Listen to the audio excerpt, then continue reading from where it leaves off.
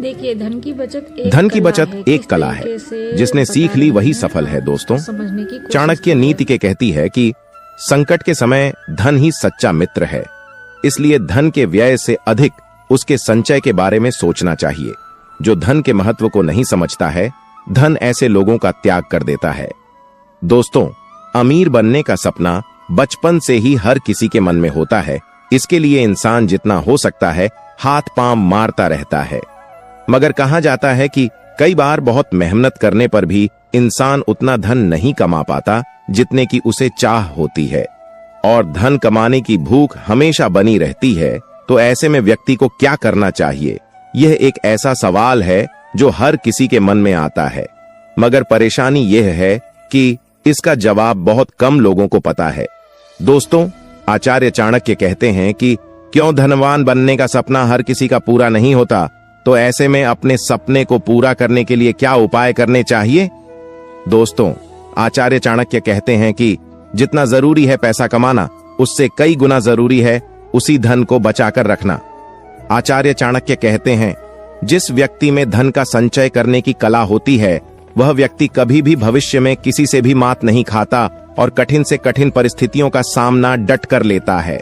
और जो व्यक्ति पैसे का बेहिसाब खर्च करता है, वह बुद्धिहीन कहलाता है।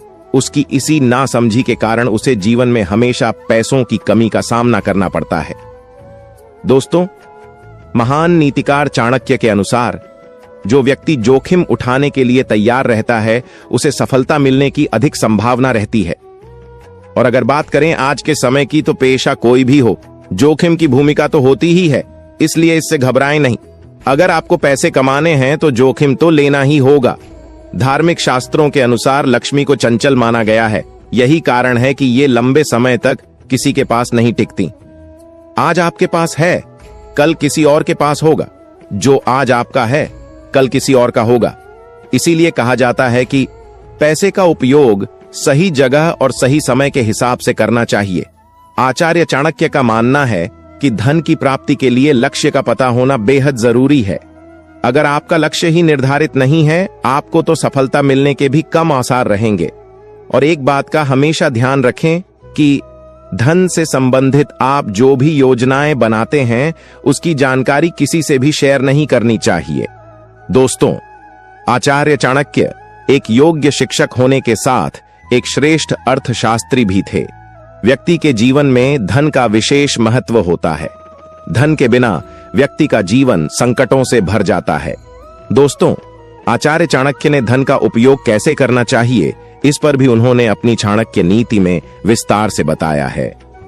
आचार्य चाणक्य की नीति कहती है कि धन का प्रयोग बहुत ही सावधानी से करना चाहिए।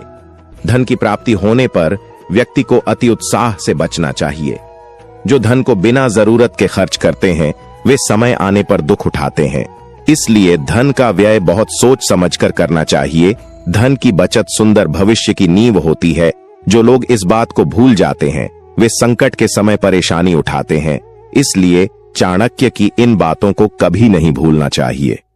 नंबर 1, बुद्धिमान व्यक्ति वही है जो मुसीबत और बुरे वक्त के लिए धन की बचत करता है। चाणक्य के अनुसार धन की रक्षा करना चाहिए। जो धन की रक्षा करते हैं, समय आने पर धन उनकी रक्षा करता है। नंबर 2, आचार्य चाणक्य कहते हैं कि किसी भी व्यक्ति को आय से अधिक व्यय नहीं करना चाहिए। जो व्यक्ति अपनी आय से अधिक व्यय यानी खर्च करता है, वह भविष्य में मुसीबतों का सामना करता है।